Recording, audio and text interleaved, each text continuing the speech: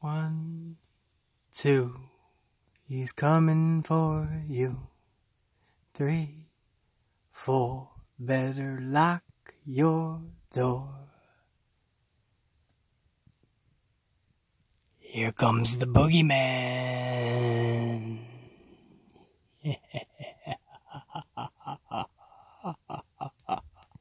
Welcome to Amplified Q&A, guys. No bells and whistles. My favorite video of the week. A lot of questions to go over. My favorite video of the week because I get to interact with you guys. You guys ask me the questions and I give you my straight up opinions, input, facts, truth bombs. We get amplified maybe a little bit. It's a little bit of everything. So, I really urge you guys to watch this video in its entirety when you get the chance. Not just jumping around, not fast forwarding 10, 15, 20 minutes. Because you never know when we hit a question or a topic that you may be really into. And let's be honest, it's the Amplified Man. So if I give you a 20-minute, 30-minute, 40-minute, 1-hour video, watch that shit. Because it's more than likely going to be A, entertaining, and B, probably even more importantly, it's probably going to be informative. So anyway, a lot of questions to go over, but I first want to just address the IWGP Junior Heavyweight Champion over in Japan, Takahashi. And I just want to offer my sincere well wishes, best wishes over to him and his family as he's battling that neck injury. Word is it's a broken neck. New Japan hasn't really confirmed that yet, but that's what we all suspect, and that's what it looks like. And even if it isn't, it's damn near close to that. And that was on July 7th over in San Francisco, New Japan Pro Wrestling putting on their big G1 event. And there was this Phoenix Plex. I believe Kevin Steen used to use that, right?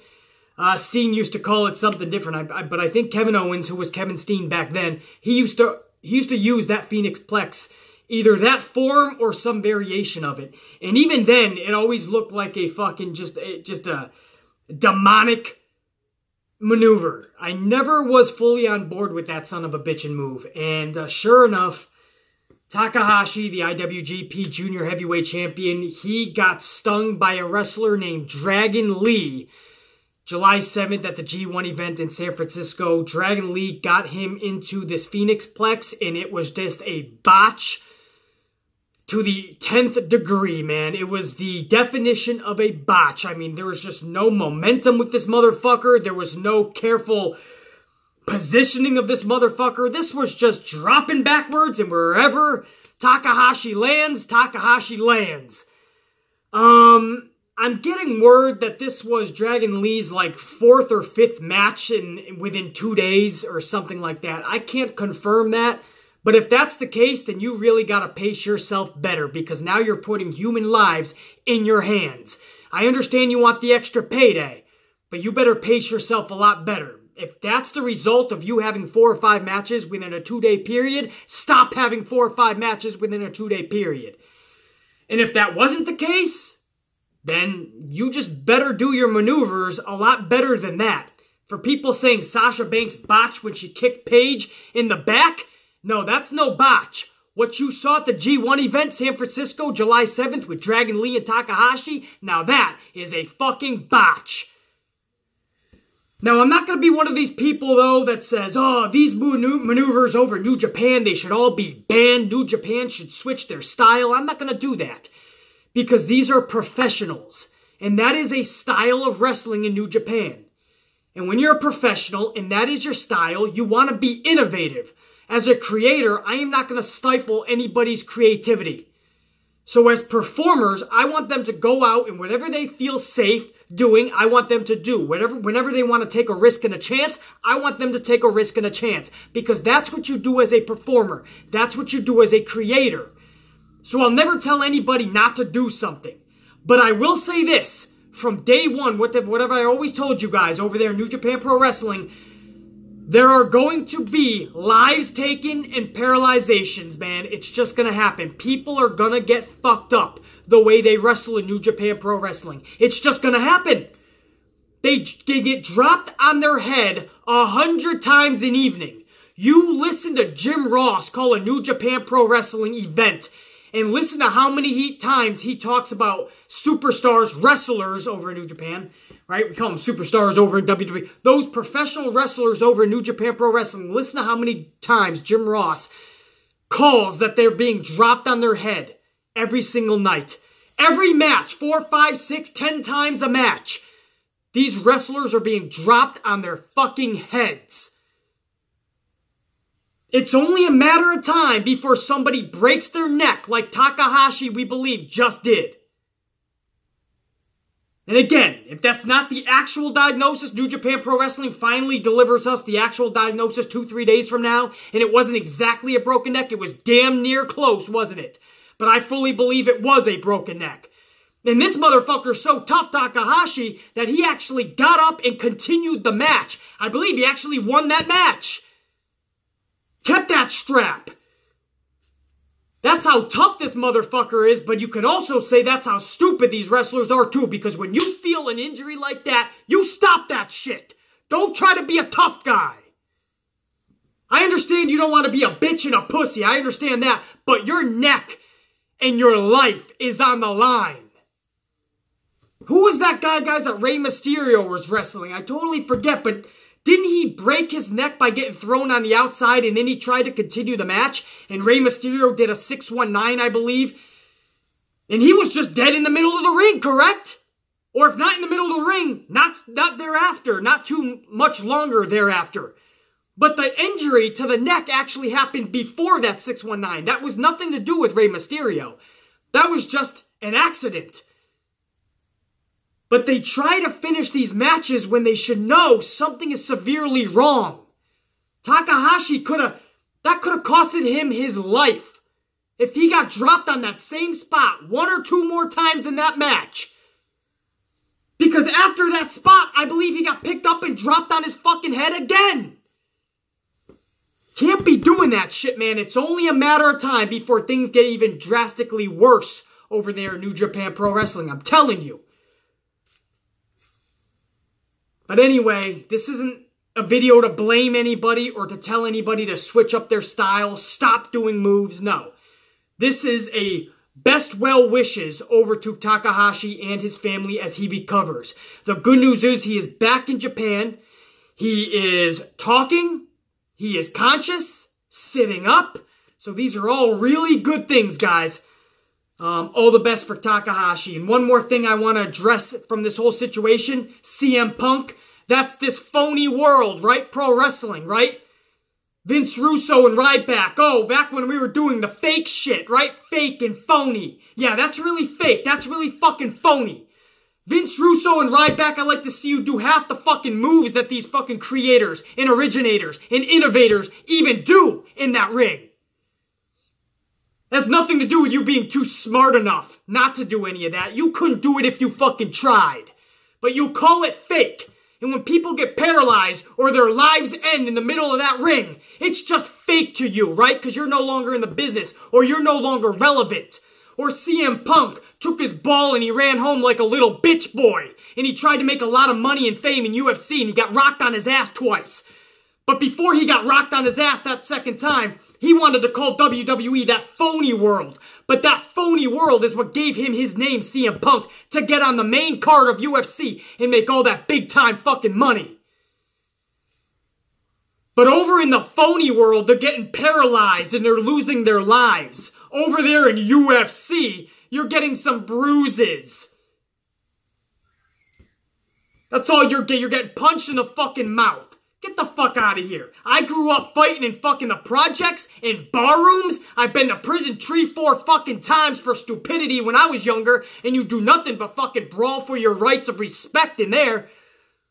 I fought my whole fucking life. Never once did I say, oh, this is fucking cool. Can't wait to watch fights when I'm older. I'd rather watch WWE over UFC any fucking day. I'd rather be entertained. Fighting doesn't entertain me as much as WWE and professional wrestling. The entertainment in that, I'll take any day of the week twice on Sunday. Watching two guys fight, a little bit exciting. Yeah, you put yourself in their shoes. You put yourself in their position. You think about what you would do differently.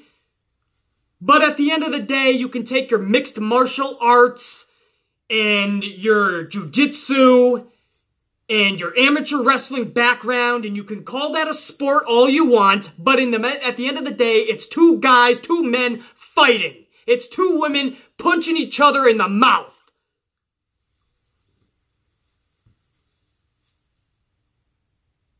Doesn't take a lot of fucking balls to get in there and do that. When there's a big payday on the line, you get in there, you take some shots to your fucking mouth.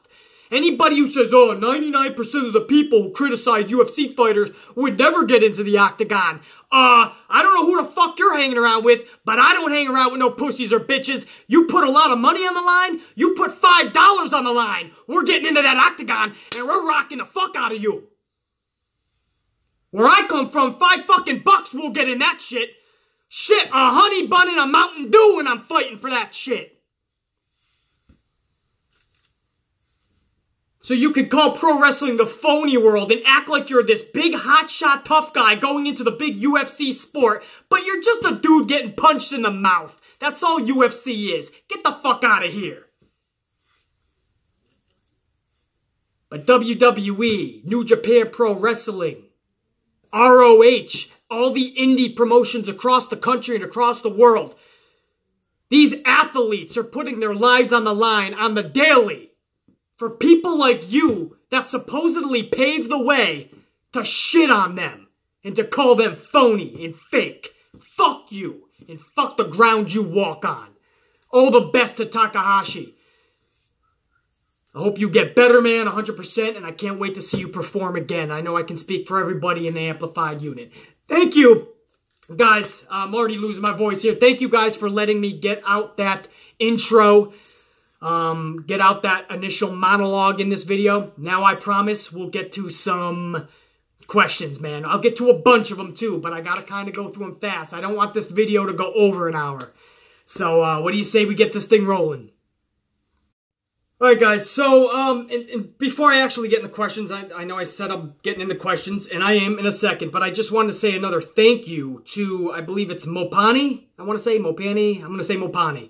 Over on Twitter, Mopani tweeted over to Triple H one of my videos and kind of pushed, introduced Triple H to yours truly. Something tells me Triple H has already heard of me, but it's always cool when my people share and send over and tweet over to the powers that be at WWE just so my name keeps popping up in their feeds.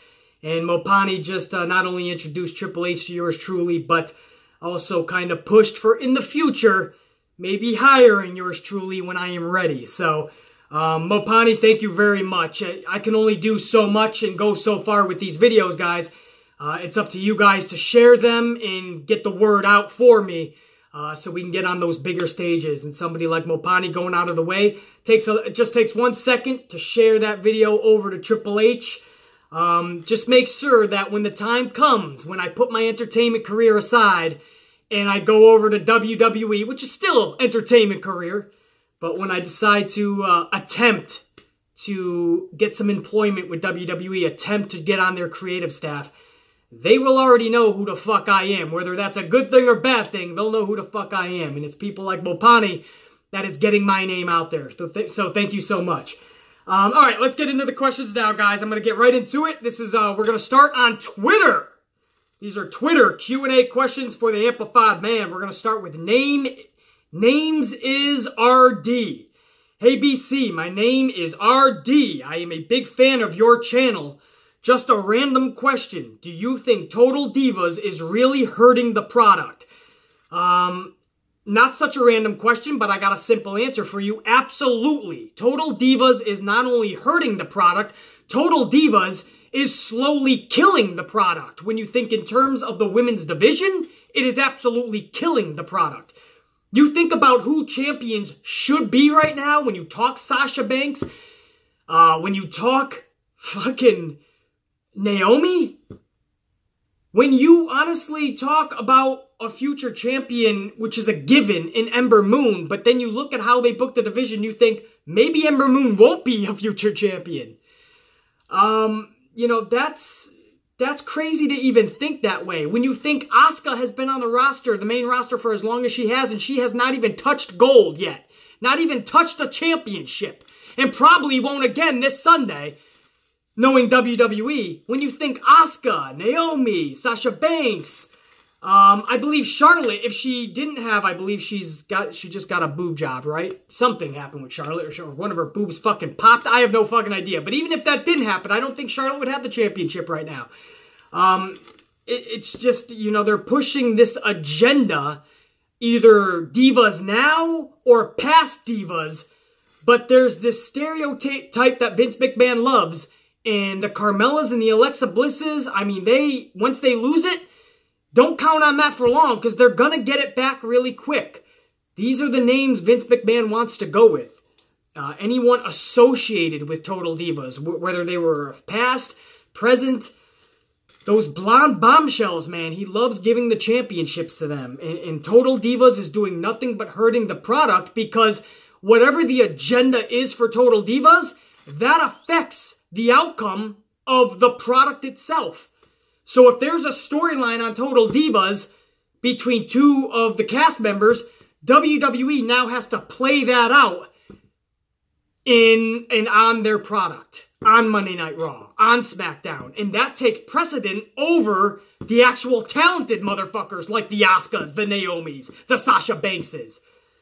That's where I see bullshit. We're pushing the Total Divas agenda when we should be pushing WWE's main talented performers agenda. If that makes sense. So yes, it is hurting it. Names is RD. Mitch over on Twitter. Yo, BC, where the hell is Cesaro? He is my favorite wrestler in the WWE. Much love and respect. No injuries that we know of with Cesaro and Sheamus. What we're being told is WWE just has nothing for them. On top of that, just like the Authors of Pain had their work visas kind of compromised, or they didn't have their work visas totally situated, so the Authors of Pain had to take some time off, go back up to, I believe, Canada, work that out, and then come back. But while they were working that out, they didn't have anything for Authors of Pain anyway, so they just had them stay on a hiatus for a few more weeks. The same thing I'm being told is Cesaro and Sheamus. Something with their work visas, but on top of that, WWE has nothing for them. So that's what we're hearing anyway. So no injuries, that's the good news. The bad news, it's WWE being WWE and not knowing what the fuck to do with their talented performers. Again, they have too much talent. NXT is a blessing and a curse at the same time. All of this great talent congregating and coming together down in NXT, that's great, but where is it all going when it's time to graduate from NXT? They can't all go to WWE because clearly WWE doesn't know what to do with what they have and who they have now. That's a problem. But Cesaro, from what again, guys, and Mitch up front, I'm being told Cesaro, Sheamus, no injuries. They're just got nothing for them.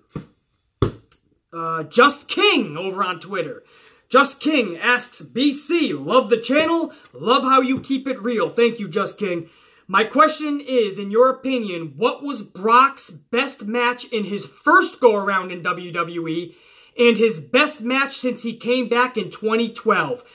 Well, for Brock Lesnar, his best match in his first run with WWE, easy for me, WrestleMania 19 with Kurt Angle.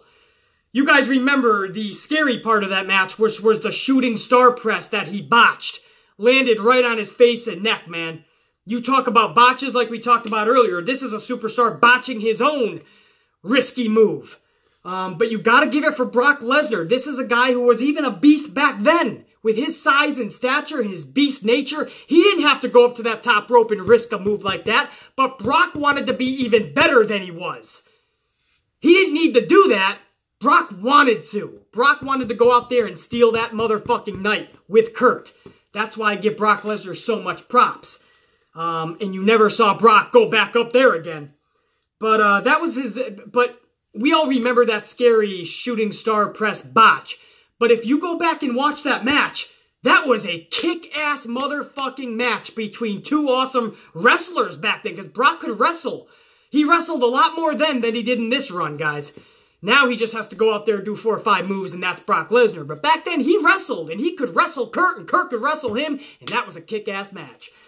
Now, as far as his run from 2012 on, that was the best match for me. Simple. That was in 2012, just a few months after he came back, actually. And that was with John Cena at, fittingly, Extreme Rules 2012. So how ironic is that? We got Extreme Rules coming in a few days. 2012 was my favorite Brock Lesnar match with John Cena. It was an Extreme Rules match. Brock Lesnar versus John Cena. And it shows you, I mean, that John Cena actually beat Brock Lesnar too. So Brock Lesnar came back the night after WrestleMania, and just a month or two, something like that, a couple months later, he was already losing to John Cena. But when you watched that match, you were okay with it because the story was told beautifully. And it was vicious and violent. John Cena was busted open. Brock Lesnar looked like he got hit by a Mack truck. But the whole match, the whole fight, Brock Lesnar was beating the fuck out of John Cena for the most part. But John Cena dug from deep within. And he got that AA on Brock Lesnar on the steps inside the ring after a brutal contest. I love that match, man. And that was on an Extreme Rules back in 2012. That was a kick-ass pay-per-view. When that Extreme Rules went off the air, I fucking loved that shit, man. You had actual Extreme Rules match between two superstars that should be in an Extreme Rules match. Brock and Cena. On that same night, you had a Chicago street fight with CM Punk defeating Chris Jericho. Those are Extreme Rules. Now, instead of a Chicago street fight, you have a James Ellsworth in a shark cage match. Carmella versus Asuka, James Ellsworth is in a shark cage. That's extreme. Back in 2012, Chicago street fight, Punk and Jericho.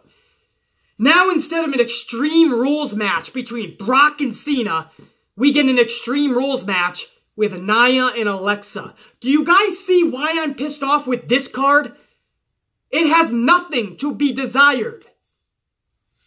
Back in 2012, man, that was an Extreme Rules pay-per-view. Because the stipulations were kick-ass. But, yeah, Just King. Kurt Angle, his first run, and John Cena, his second run, man. That was the shit for sure. Before I move on, guys, to the next page of questions, let me just get fucking hydrated. Or I will lose my fucking voice. Thank you, guys. Notorious Smark over on Twitter. BC, did you catch Kurt Angle's now deleted tweet about meaningless tag matches? Granted, it validates what wrestling fans have been saying for quite a while now. And what Notorious Smark is talking about is Dash from The Revival tweeted over to Kurt Angle. And this is what Dash said to Kurt Angle. It was all kayfabe, obviously. Hey, Kurt Angle, we've dominated the big dog for 2 weeks in a row now. Just keep that in mind. Kurt Angle responded on Twitter to Dash by saying, so 2 meaningless tag matches against 2 athletes that don't get along, this defines your tag team? Son, you've got a lot to learn. I'm guessing you will. So Kurt Angle came back non-kayfabe, it sounded like. And he said, so 2 meaningless tag matches against 2 athletes that don't get along, this defines your tag team? That was hard-hitting, man. I don't know, this soon after Kurt Angle took that tweet down. He deleted that shit. So I don't know if Dash got really offended and maybe he fucking called or tweeted or fucking texted over to Kurt Angle like, dude, can you delete that? What the fuck are you doing? Or did Dash tattle to WWE upper brass and upper management and say, dude, what the fuck is Kurt Angle doing? He's making us look bad. But either way, I think Dash and The Revival cried like little bitches because Kurt Angle was being Kurt Angle on social media. Kurt Angle just doesn't give a fuck sometimes. Sometimes he's intoxicated, sometimes he just don't give a fuck. But I love Kurt Angle on social media, man. And Dash sounded like he was being kayfabe. Kurt Angle came back with, okay, you won 2 meaningless tag matches against Lashley and Roman Reigns. And it's true what Notorious Mark says at the end of his question. Granted, it validates what wrestling fans have been saying for quite a while now. Nobody wanted to see the Revival versus Lashley and Reigns anyway week after week because we knew it was insignificant. We knew Lashley and Reigns' agenda was over and superseding the Revival tag team match. So while those wins were huge for the Revival, in reality, we all know they were meaningless. So the Revival on Kurt Angle's response to that tweet was probably like, dude, what the fuck? Those were huge wins for us, and now you're making us look like clowns. So whether they tattled on Kurt Angle or they face-to-face or texted Kurt Angle, I think the Revival got pissed off and Kurt Angle took that tweet down. But if you want the reality, the truth of it, Revival, those were meaningless wins. You guys are an insignificant tag team. You just are. You are big fishes in a small pond in NXT. You have failed so far to be big fishes in the big pond in WWE's main roster. Can I blame that solely on WWE's creative and booking? Not quite. I don't think the Revival has what it takes to get over with WWE's main roster crowd. Because it ain't just smart fans, as you've noticed in a lot of these towns. A lot of the WWE audience is casual fans, and I don't think the Revival has the gimmick or the character to get over with them. That's just the truth. Sorry, Revival. I drop truth bombs on this station, on this channel.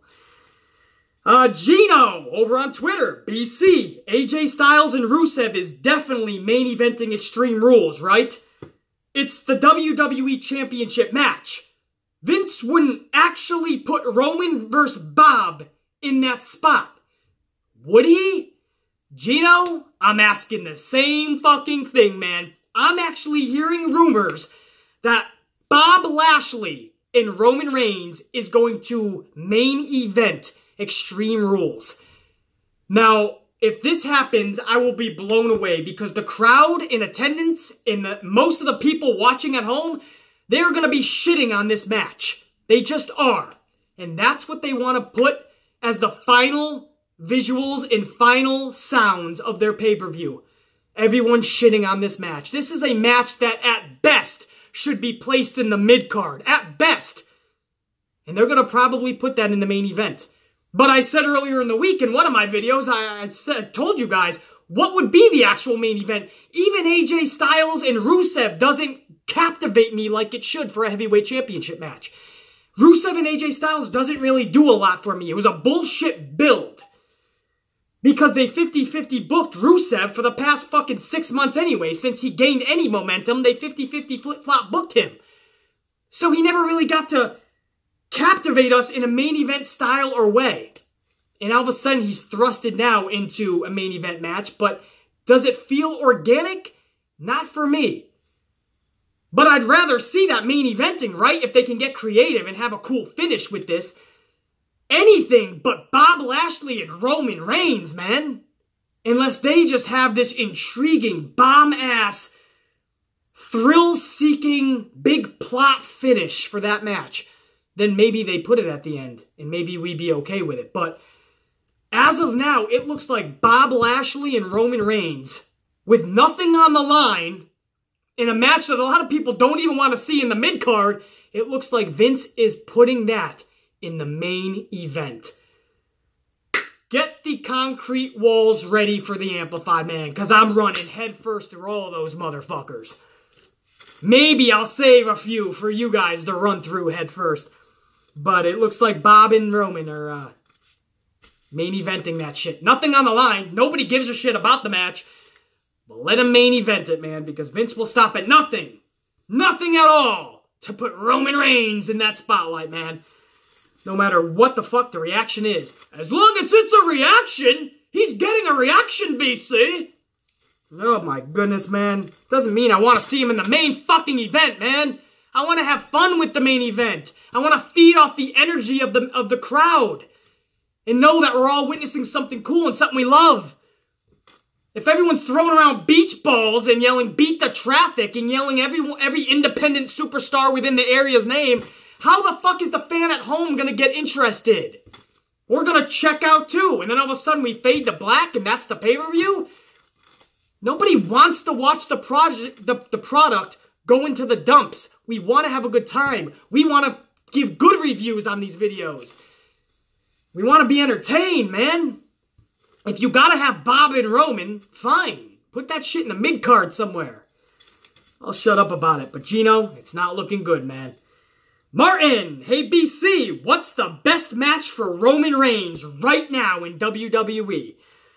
If you're asking what is the best fit for Roman Reigns, what I would have him do if I'm head booker, I have him showing up to Smackdown somehow. I don't care how, but he's going to be aligned with Vince McMahon anyway. So a power move was pulled and played, and Roman goes over to SmackDown, and he attacks AJ Styles out of nowhere. Beats the ever-living, holy how you doing hell out of AJ Styles. An official heel turn for the ages, beating up the respected heavyweight champion over on SmackDown. And we find out that he is working for Vince McMahon. The Authority is basically back. And Vince McMahon's gripe with AJ Styles was that he was trying to get that strap off of AJ Styles for a long time now. There's a reason AJ Styles was never really in main events this whole past year. And it's because Vince never wanted him there. Vince never wanted him with the championship.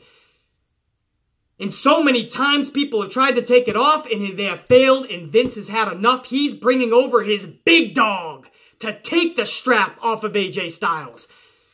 And if that's the case, if we go full throttle heel with Roman Reigns, then I absolutely have him eventually defeat AJ Styles. If I'm not going Daniel Bryan, right? If Roman Reigns never turns heel, then yes, obviously I want Daniel Bryan taking it from him at WrestleMania 35. But if they're actually going to finally do a Roman heel turn, I'm okay with Roman getting that championship and aligning himself with Vince McMahon and being one of the most dastardly heels we've ever seen in the business.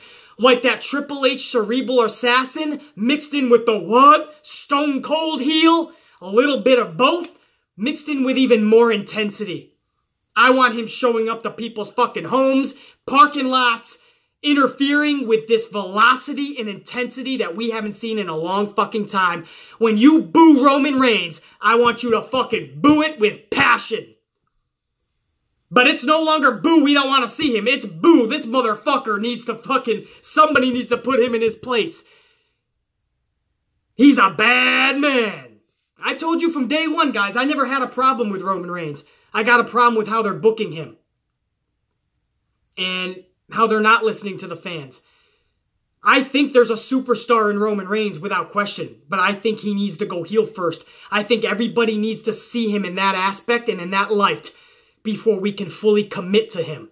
And if you give him a full year of high octane, high velocity, high intensity heel momentum, that, when he finally goes back and turns on the Authority and it's one versus all, then he's got the cheers. Then he's got the crowd and the fans behind him.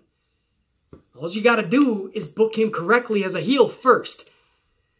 Sorry to give a long answer to a short-term question, probably, Martin, but that's what I would do. I would have him jump AJ Styles, align himself with Vince McMahon, become one of a many membership Authority, and then about a year from now, you have him turn on the Authority. He no longer wants to do the wrong thing. He wants to start doing the right thing against the Authority's wishes.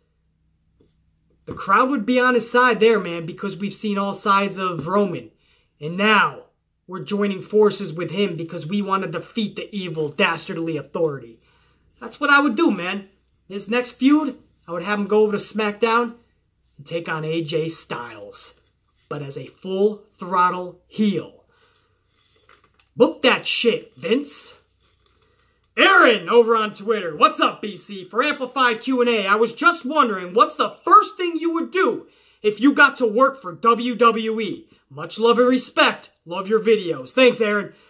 The first thing I would do is sit down with Vince McMahon, find out everything he wants me to do, that I can do, that I can't do, and then give him about 1,000 things that I want to do, and I really passionately am going to do. And I'm going to argue with Vince a little bit. We're going to yell. We're going to flip out. We're going to get amplified on each other. But at the end of the day, I want us to shake hands and have a full... I want to have a full-fledged commitment from him that I can do the things needed to get this business back on track creatively. I want to have a good narrative with him. I want to know where he's coming from, but I want him to know where I'm coming from. And I want to have a good dialogue with him, but I want him to know that things need to change and things are going to change under my tutelage, under my authority, under my creativity. Things are going to change and for the better. And again, we'll get amplified on each other in that first several meetings. Probably every meeting we're going to get amplified on each other, but we're going to have a respect for each other. We're going to have a common ground. And I want to make sure at the end of the day that we have full understanding of each other. But I'm going to have a sit-down talk, many of them, with Vince. I'm not going to be scared of him. He's going to know what I want to do. He's going to know what's about to happen. Things are about to get amplified in WWE. Things are about to get fun again. Things are going to get interesting. Things are going to be entertaining. And we're going to rock that shit out. That would be the first thing I would do if I'm employed by WWE. I'm shutting Vince McMahon's door to his office, and I'm locking that shit. I think he'll smile if I did that. I think he'd invite me to sit down, and I think we'd have a multi-hour chit-chat. And at the end of that talk, I don't think anything would ever be the same again in WWE. What do you say we go over to YouTube? We've done a lot of Twitter questions. Let's go over to YouTube. Let me just get another fucking... I just don't want to lose my voice, guys. We're rocking out a lot of fucking questions here, guys. YouTube, Paul, over on YouTube. What's up, Paul? Hey, BC, love your videos. Thank you, Paul. I was wondering if Vince brought back the NWO, Scott Hall, Kevin Nash, and Hulk Hogan, to start the NWO with some new WWE wrestlers involved, would it make the WWE a little more exciting? Just wondering what you think about that idea. All the best to you, BC. Thank you, Paul. All the best to you as well. I'm definitely down with the NWO coming back. Sure, Scott Hall can't really do that much in the ring anymore. Maybe throw a few punches. Sure, Kevin Nash can probably only throw down a power bomb. Sure, Hulk Hogan can probably just throw down a big boot and throw somebody over the top rope. But they can still bring star power and help rejuvenate or rejuvenate superstars. And what I mean by that is I would bring back a little NWO stable just for a few months when the Undisputed Era get called up. They're under the tutelage and guidance and aligned with the NWO. That's how I would bring up the Undisputed Era. So the older guys, the Hulk Hogan, Kevin Nash, Scott Hall, they're still the dastardly heels. They're still the bullies. They're still the ones picking on everybody, picking on the fight, showing up, causing trouble, causing havoc. But the Undisputed Era are the ones that are actually starting and finishing the fights. Or you could say Hall, Nash, and Hogan are starting the fights. The Undisputed Era are the ones finishing them. And only for a few months, really get the Undisputed Era known to the casual fans especially. And then the NWO can kind of phase out and the Undisputed Era goes off on their own. But now they have a big name for themselves, not just the NXT audience. I think the Undisputed Era working with Hall, Nash, and Hogan for a few months upon Undisputed Era's debut, I think that could only do wonders for them. When Hall, Nash, Hogan, and the Undisputed Era show up every week on Raw or SmackDown or at a pay-per-view, you know something special is going to happen, and you know shit's about to hit the fan. And you can't wait to see Undisputed Era. And that's all through, initially, the NWO. So you could put a lot of superstars in place of the Undisputed Era too.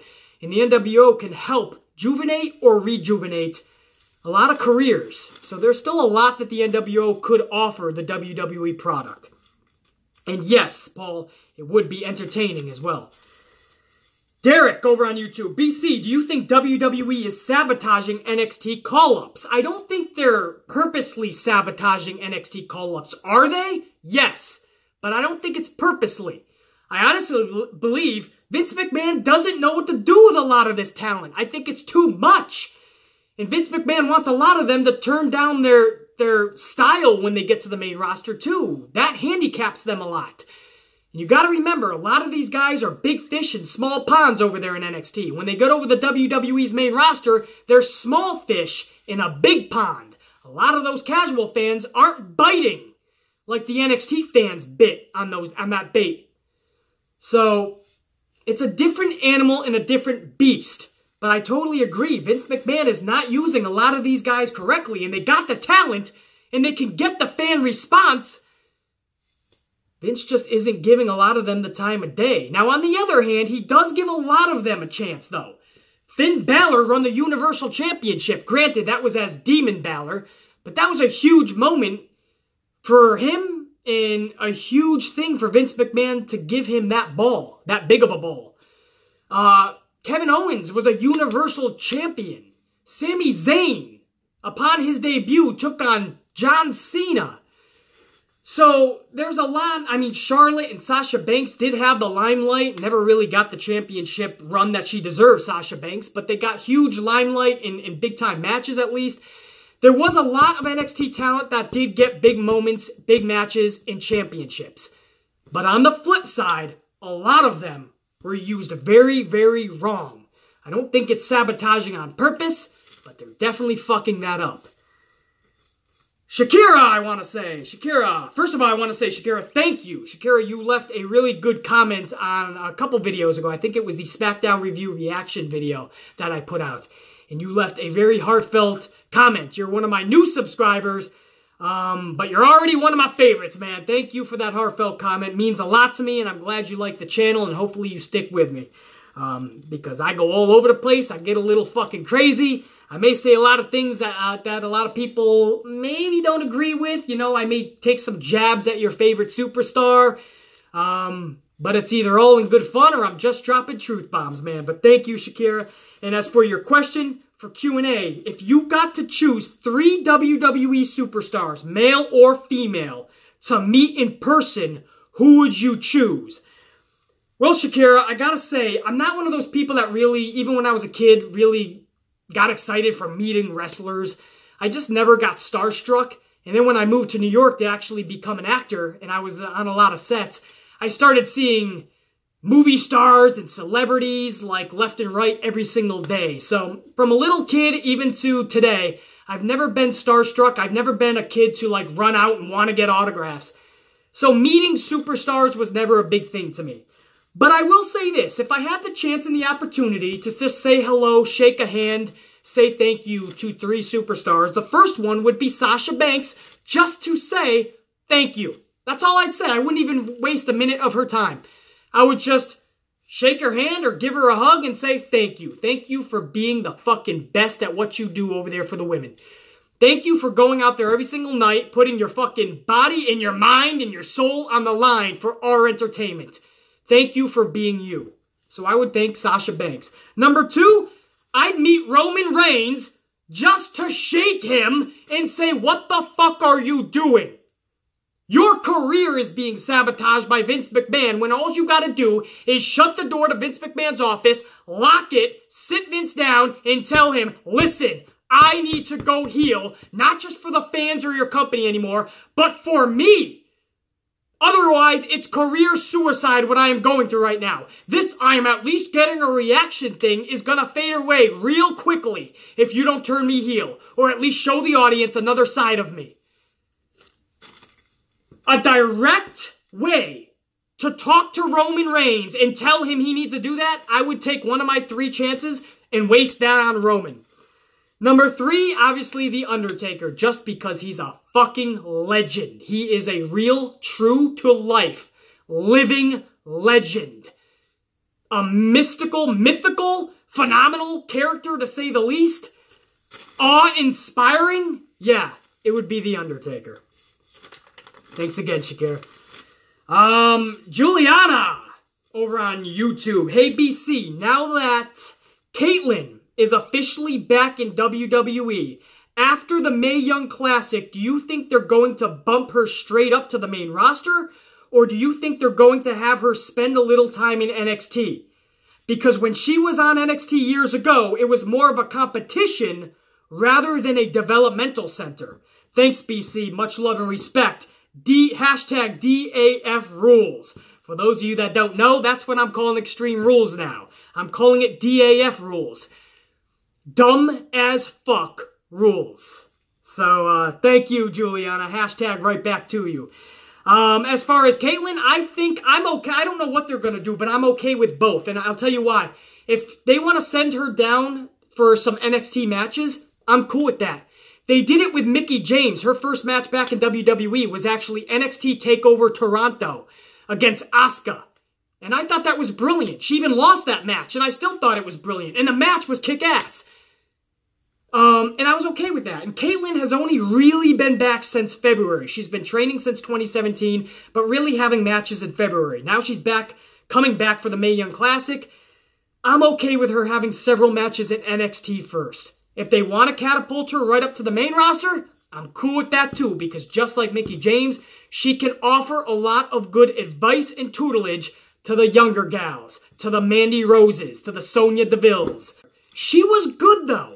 She learned quickly. She had that presence. She had knowledge. And I just really feel that she did great things during her short time, and she could do even better things in what is hopefully going to be a longer run this time around. So Juliana, I don't know what they're going to do, but I'm okay with NXT and WWE's main roster for Caitlyn. And again, congrats to Caitlyn for coming back home. Roman Sasha over on YouTube for Q&A. If you were a wrestler, how would you wrestle? Who would you wrestle? And what brand would you be on? If you were a wrestler, how would you wrestle? I would wrestle like a Stone Cold Steve. I would just fucking beat you up. Stomp a mud hole in you. I would be that fucking badass in your face motherfucker beating you down. You're probably not going to see me doing hurricanranas or 450 splashes or shooting star presses, but I'm going to put the boots to you. I'm going to give you some hard-hitting JBL clotheslines. I'm going to put the fist to your face. I may drop a stunner or two. Who the fuck knows? But I'm going to be a bash 'em, rock 'em style. Who would I wrestle? Roman Reigns would be nice to knock some fucking sense into him.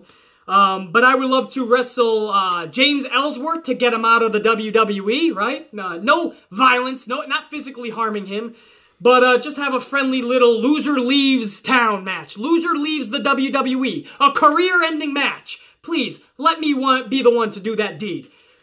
Josh Matthews I want to take out, actually. Both storyline-wise, and if it ever happens in a dark alley in real life, I'm cool with that too.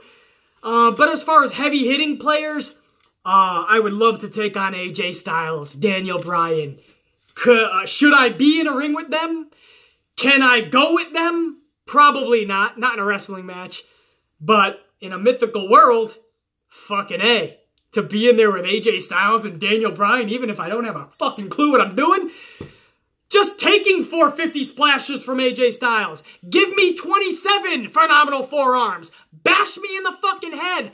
Powerbomb me 97 times. I'll be one happy son of a bitch. As Stone Cold says, man, being in there with such highlighted superstars, man, the best of the best. Again, I have no business being in there with them, but that's who I would love to wrestle. But I'd be a bash 'em, rock 'em style, so probably Roman Reigns, guys like that I'd be better suited with. Brock Lesnar. They would have me in fucking size and stature probably, but don't get it twisted. The Amplified Man is one crazy son of a motherfucking bitch. I'll give you some fucking Shinsuke's if I have to. I'll give you a Nature Boy rig in the fucking eyes if I gotta gain the upper hand. And once I get that upper hand, which I will, all bets are off. As far as where I would wrestle, what brand? Monday Night Raw, man. Put me in there with the flagship. Yeah, that's a fun question. Thank you, Roman Sasha, for that. Danny over on YouTube. Hey, BC, I have a question for Q&A regarding the Bludgeon Brothers versus Team Hell No at Extreme Rules. What Extreme Rules match would you put them in? Simple, Danny. Boiler Room Brawl. We haven't seen one in a long time. Some people would say that's for a good reason. They sucked. I don't think so. Mankind, The Undertaker, Kane, you put them in the Boiler Room, man. It's intriguing. That's exciting. You can even work on what you failed to do back then and make it even better today. But the Bludgeon Brothers belong in a fucking Boiler Room. Kane belongs in a Boiler Room. When you put Daniel Bryan, the best fucking wrestler, or one of the best wrestlers today, in a fucking Boiler Room, and you tell me that's not going to be entertaining with guys like the Bludgeon Brothers and Kane? Fucking A. Take my money, book that shit, Vince. That's a fun Extreme Rules match, rather than just a tag team championship title match. No stipulations, no nothing. I guess you could play it safe, do a Falls Count Anywhere match, but I'd have some more fun with those type of characters. Put them in the boiler room. Anise, hey BC, what do you think of Batista wanting to come back for a final run and WWE basically ignoring him? To me, it seems like Triple H has a problem with Batista. They ignore his messages even when he was originally asked to participate with Ronda Rousey at WrestleMania 34. I just sense some bitterness from Triple H. I agree with you, Anise. Batista has went on record in several interviews and said he is trying to reach out to WWE. He's tried. Nobody will return his messages. WWE originally asked Batista to tag team up with Ronda Rousey to take on Triple H and Stephanie McMahon at WrestleMania 34 because The Rock couldn't do it. The first choice was The Rock with Ronda Rousey. Rock couldn't do it. So they tried to get Batista. Batista tried to work something out. They never returned his messages after the second or third call. And then they went with Kurt Angle and Ronda Rousey instead. And ever since, Batista isn't getting a text or a phone call back. Something happened, not just with WWE, but with Triple H. For some reason, they fell out of the good graces, or Batista fell out of the good graces of WWE. That's bullshit, because I want to see Batista back. He still has a lot more to offer in one last huge run with WWE. It's a big name. It's a big presence. He does bring a big fight feel to him, and he's fun in that. We love fucking Batista, even if we're calling him Blue Tista. Batista's always fun to watch in that ring, man. Whether he's a good guy or a bad guy, Batista is best for business. I don't know what Triple H's issue is. Hopefully we find out more about that in the weeks and months to come, man. Because Batista's just getting older like the rest of us. Somebody, return that motherfucker's text, will you? Justin, BC, do you think Vince will make Mandy Rose the new Trish Stratus of this generation? I think he's already trying to. But if I'm being honest, no offense to Mandy Rose, I'm not picking her on her, I'm not knocking her. She's learning, she's getting better. But she'll never have the just it talent that Trish Stratus had. There was something about Trish that just, she had it. No offense to Mandy Rose, I want to say there's never going to be another Trish Stratus. That might be far-fetched, I don't know. But what I will say is Mandy Rose will definitely never be the next Trish Stratus. The Escrow Bros Entertainment. First, before the question, Escrow Bros Entertainment put down an initial comment saying, YouTube just unsubscribed me from B motherfucking C. IBS for YouTube. I agree. Escrow Bros Entertainment, thank you for that, IBS. I also will throw an IBS to YouTube. Always make sure you're subscribed to the channel, guys, because YouTube does like to take people off the channel without them knowing about it or without me knowing about it. It's a good thing you caught that, Escrow Bros Entertainment. Your question, BC, my question for Amp Q&A, is if there is a woman down in NXT or in the Indies that you are following like you did with Sasha and Ember. I personally like Bianca Belair for her talent and her creativity, like using her hair as a weapon. Much love and respect, BC. First of all, Escrow Bros Entertainment, I also really like Bianca Belair, and I think she's going to bring utmost fucking talent and creativity to that main roster, because she can definitely bring it. As far as somebody else, it's probably somebody you've already heard of. It's a pretty big name, but that's the one who I got my focal point on now, my focus and my attention, and that's Kairi Sane. When she gets up, she's a little spitfire, but when she gets up to that main roster, she's going to be taking people out left and right. Or should I say, if she's booked the way she should be booked. WWE doesn't always give me that vote of confidence in them. But Kairi Sane and Bianca Belair, man, I can't wait for them to get up there. Christina, hey BC, hope you have a great day. For Q&A, what do you think about Nia and Alexa's real-life heat? Like, do you think it's a rumor, or is it legit? Christina, I gotta be honest with you, I didn't hear anything about Nia and Alexa having real-life heat. They're best friends in real life. So any heat that you're hearing about, absolute bullshit. If you heard about a real-life argument, That's probably all it was just an argument. Alexa and Nia, really tight friends, man. If not best friends, damn close to it. Caitlyn. I wonder if this is Caitlyn, who just came back to WWE. Playing, obviously. But Caitlyn over on YouTube, if you had the chance to change the women's division, who would be your top face and your top heel? Well, for Raw, I can tell you, Caitlyn, that my top face would be Ronda Rousey and Ember Moon would be second. My top heel on Raw would be... I would have Sasha Banks, obviously. Sasha Banks would be my top heel on Raw. And right under Sasha Banks, I would have Ruby Riott. So for my faces, Ronda Rousey, Ember Moon. My top two heels on Raw, Sasha Banks, Ruby Riott. If I'm going SmackDown, I'm going Naomi as my top face, followed by Asuka. I would not turn Asuka heel, as I know I probably would have done in the past.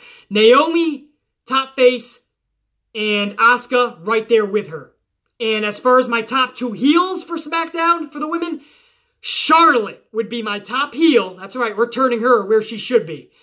Charlotte and Becky Lynch right under her. That's right. So turn Charlotte back heel and turn Becky Lynch heel and let that motherfucker ride.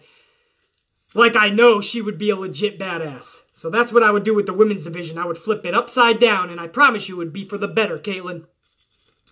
Michael, hey BC, much love and respect. Back to you, Michael, as always. My question for Q&A is, what should they do with the Universal title? Let's face it, it hasn't been setting the world on fire in its existence. You're right, Michael. What I would do with it, I would do away with it. Take it away like it never fucking existed. Never bring it back. Either just like Brock Lesnar, looks like he's never coming back, don't bring back the Universal Championship anyway. First and foremost, it's ugly as fuck. It looks like one big strawberry exploded. That belt is ugly, and I think the majority of the fan base out there would agree with me on that. So the belt in general needs to go. But then the prestige of it, it was never there from the beginning. It was like that belt was cursed from the beginning. The first holder of it in Finn Balor, and he only holds it for a fucking night. And then that motherfucker is back vacant. All the way to Brock Lesnar, who just never defends it. Get rid of it. It's got no prestige at this point. It just holds a bad black cloud above it. Get rid of it and bring back a new heavyweight championship. Bring back that old WCW championship, that undisputed championship strap. I love that shit, the old NWA WCW strap. Pumbaa the Pig, BC, do you think Asuka should take the strap at Extreme Rules? Absolutely. Asuka should have took the strap from fucking Charlotte back at WrestleMania. I said I was okay with Charlotte winning that match if they book Asuka correctly going forward. It's clear they did not. All of that bullshit was to have the championship on Carmella? You couldn't have had that strap on Asuka? I tell you, a lot of people say they ruined Asuka. I wouldn't go that far, but damn near close. Asuka needs to get that strap at Extreme Rules, and let's face it, I doubt that's going to happen. Amanda, BC, is there anyone that cares about WWE anymore? Just look at it. Vince is just looking forward to the XFL. Triple H is just interested in NXT. Stephanie is on vacation. Shane, don't know where the fuck he is. You get the deal. It's like there's no one for WWE anymore. Amanda, I was saying the same thing in one of my earlier videos this week. I absolutely agree, and that's the problem. When you take the eye off the ball, when you take the eye off the prize, and you stop giving a fuck, or you put your focus on something else, that is when your baby boy, your baby gal, your baby in general, that's when it is going to start to crumble.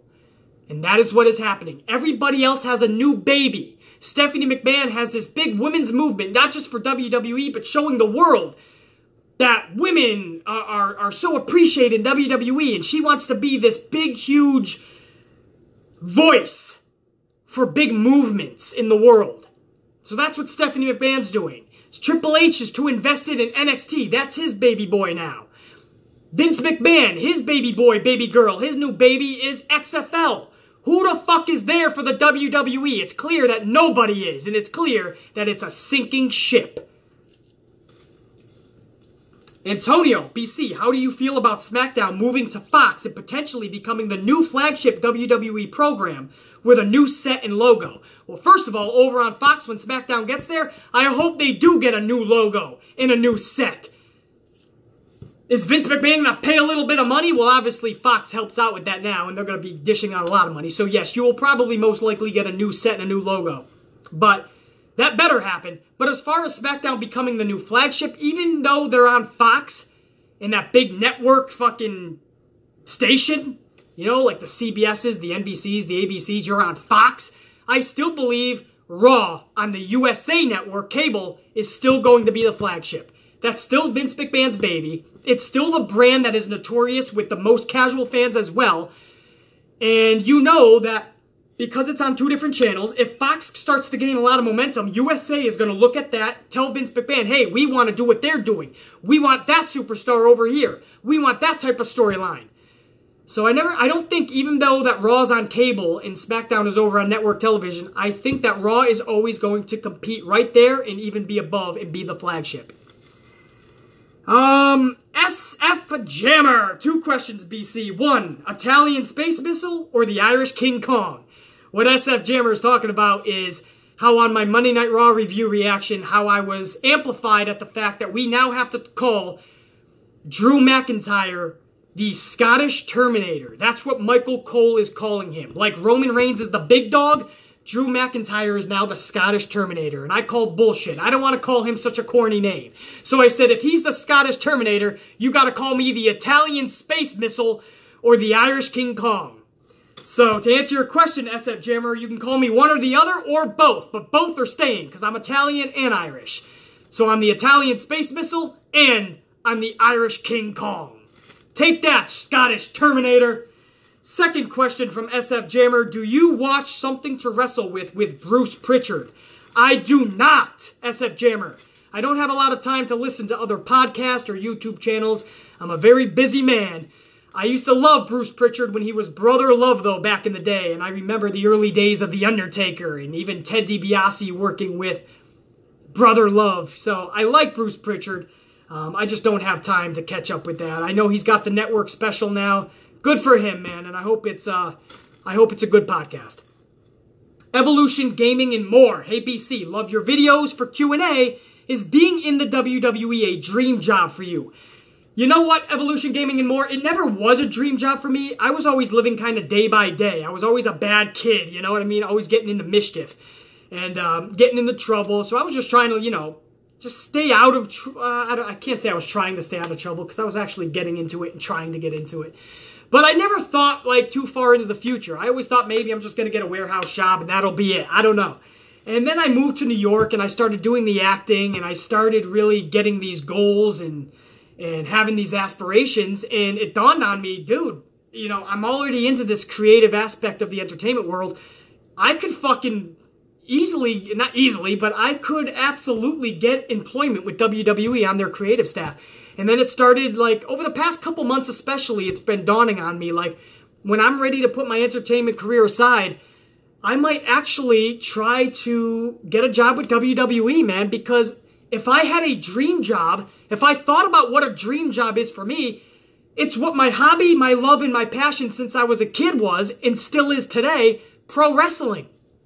So, sorry if that wasn't a short answer. It was a little bit longer. But yes, I can honestly say now. I couldn't say this months ago, but I can honestly say this now. WWE, landing a job with them would be my dream job. And it might just happen. You know, I'm thinking about several things in my mind over the next year or two. Alex, what's up, BC? My question is, do you think the current WWE product is the worst it's ever been? Keep kicking ass on YouTube. Love your content. Thank you, Alex. It absolutely is the worst it's ever been. There's no question. I just went over earlier how Extreme Rules 2012 had Brock Lesnar versus John Cena as the Extreme Rules match. This year, we got Alexa Bliss and Nia Jax. I just discussed a video or two ago about how Monday Night Raw just received its lowest ratings ever this past Monday. Yes, you can say that the president and the judicial Supreme Court judge picking was to blame, but you know what? I blame WWE. It's the middle of fucking summer. You don't have any big sporting event like the NFL or anything to compete with, NBA playoffs, MLB playoffs, nothing. It's the middle of summer. If you cannot captivate 3.0 of an audience, 2.75, 2.5 of an audience, then that is on you. I blame you, WWE. Not any presidential bullshit that's on another network or 75 other stations or channels. I blame you. You couldn't even pull a 2.5? That's pathetic. So absolutely, Alex, WWE is in a steep decline. Avante, BC, hopefully this makes Q&A. What do you think about Emma coming back for the big Australia event and facing Ronda there? I don't know about facing Ronda Rousey there, Avante. I just want to see Emma come back, period. I don't care if it's in Australia, some obscure town in fucking Missouri, or in New York City. Paris, France, or in the middle of the Atlantic Ocean. If there's television cameras there, or if it's under the WWE umbrella, I just want to see Emma come back, man. And while you're at it, bring back Melina, too, because I miss her. And she's still young enough, and she's still in great shape, and she can go in that ring. I want Melina and Emma back. That's where I'm ending this video. I don't know if I went over an hour, just under an hour, but I know it feels like I went at least an hour, so I'm shutting the fuck up. I'm drinking like 20 more waters and then going to get 7 coffees. I'll see you guys this weekend for Extreme Rules, or as I call it, Dumb as Fuck Rules, Amplified Booking. Dreadfully, I am going to book the entire card from top to bottom. How would I book this card that WWE has given us, has bestowed upon us? Again, dreadfully, I am going to do such this weekend. So be on the lookout for that video. For now, much love and respect to all you motherfuckers, you crazy-ass amplifiers. Love each and every one of you. Respect the shit out of you. Thank you for listening to this whole motherfucking hour-ish video of Amplified Q&A. I love this shit. Nothing but love for you guys. For now, the Amplified man, he's out of here. Check you later.